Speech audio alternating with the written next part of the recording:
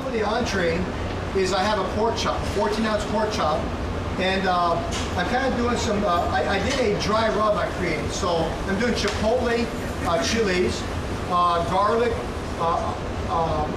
garlic powder, salt, olive oil, and brown sugar.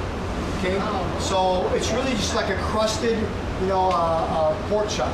So everybody know what chipotle peppers are? Yes. What are they? Smoked jalapeno. Huh? Smoked jalapeno. Smoked jalapeno, exactly. It's just a dried smoked jalapeno. I think it's a great flavor. It adds a lot of flavor to different dishes. So we're gonna take all these ingredients. We're gonna make our dry rub. Okay? And we're gonna crust that pork. And so what we're gonna serve it with is the chayote. So I'm gonna make a julienne chayote. We're gonna make a julienne chayote on top of the pork chop. So we're gonna pan-sear the, yes? Is chayote also another type of pepper, or what is it? No, chayote actually is in the family, it's indigenous to Mexico. It is in the family of like a melon, like a gourd. You know, a gourd, like a squash. It's a squash, it's the gourd family, G-O-U-R-D. It's technically a gourd. And I mean, it's a great thing. I love the flavor. They're very neutral flavor. You can make slaw, you can bake them, you can do many different things with them. You know, roast them whole, whatever. But I love the flavor. They're very great texture. If you julienne them, you know, really nice, like I'm going to do right now. I think it's going to offset my dish. So as an example, I'm doing the chipotle crusted pork chop, which is going to have spice, going to have, you know, a lot of flavor. So I'm making like a chayote slaw, which is going to kind of off-balance the spice. So you're going to eat it together.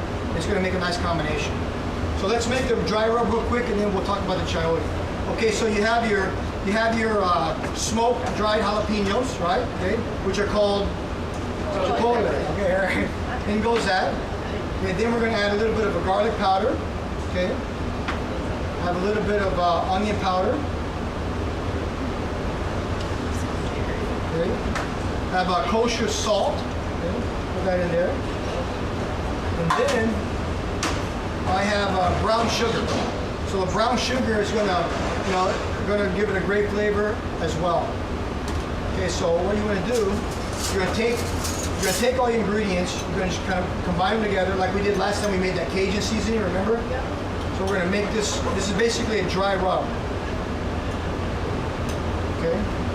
We're gonna get that, make sure you mix it up really, really well. We're gonna crust the pork chop. Okay, so let's get that all mixed up really good. This is the secret. This is what's gonna make the pork chop so delicious, okay? All right, so can you guys see that? All right. Looks like Red Rock in Las Vegas. Okay. All right, so anyways, so we're gonna get that, you wanna mix it up really good, get all of the lumps out of it, okay? Sometimes the onion powder, garlic powder will have it will clump together like that, so you just have to break it out. Okay, so we got our dry rub, right? So, we have our pork chop here, 14-ounce pork chop. Okay, we're gonna crust that thing, all right? We're gonna sear it off, so that's the game plan. Okay, so real quick, let me show you a little bit about this chayote thing. Okay, so we're gonna have the pan-seared pork chop, the Peruvian mashed potatoes, and chayote slaw. So let me just fill this real quick. I'll show you what it looks like. Have you guys, who has not eaten a chayote? Okay, all right. So they're really good. You're gonna like it. There's different applications. Some people eat it cold. Some people eat it hot. I mean, it's different applications. It's like a texture of the texture is like a melon, you know? Pardon me? Somebody asking me a question? What do you make a good soup? I've never made a soup out of it actually. I don't know. I mean, they're really good baked. I would think that yes. I mean, squash makes a good soup. But if you bake them, I think it would make it a good soup. Actually, never have made a soup out of it. Okay, but see the texture? So it's like a melon. All right, see that? Okay.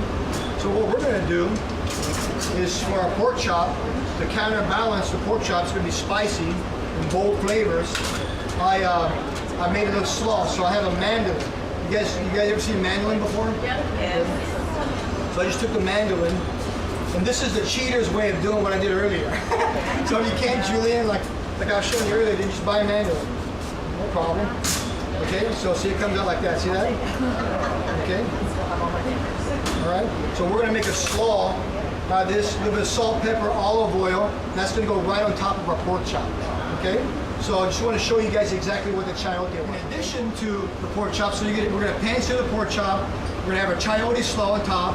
And I made a tomatillo sauce. Okay. Salsa. So that's going to be kind of going with that. So you're going to have the Peruvian potato, this amazing chipotle, smoked jalapeno crusted pork chop, a little bit of a chayote slaw, and I'm going to just put a little bit of tomatillo sauce. Classic.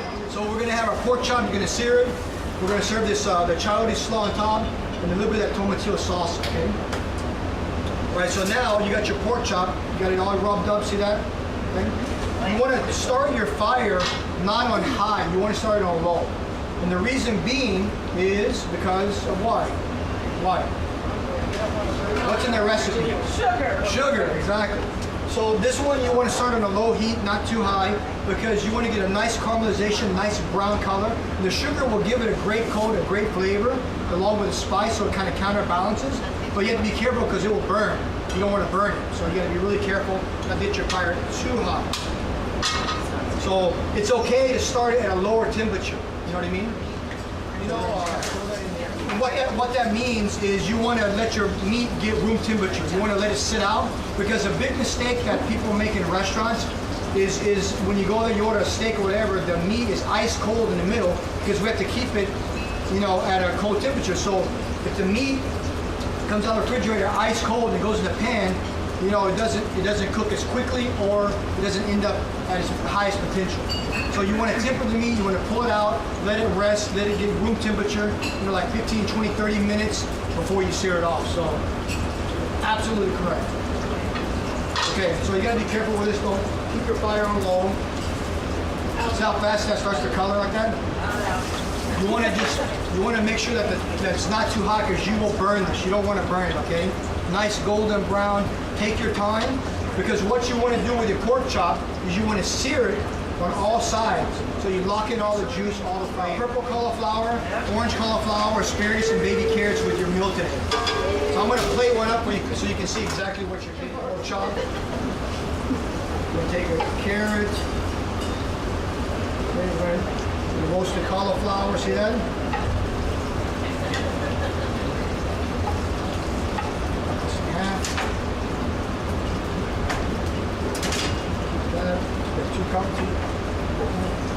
And then here's the one we made earlier. This has been marinated and seasoned. Just do like this, a little slaw. So that's kind of light. It's going to give you a nice counterbalance. Okay, so we got that. And we got our salsa. We'll take our little salsa here. Put a little bit of salsa off to the side. Okay, just like that. So that's it. All right, you guys see that? Ready to go? Yes. All right, let's go. Come on, let's go.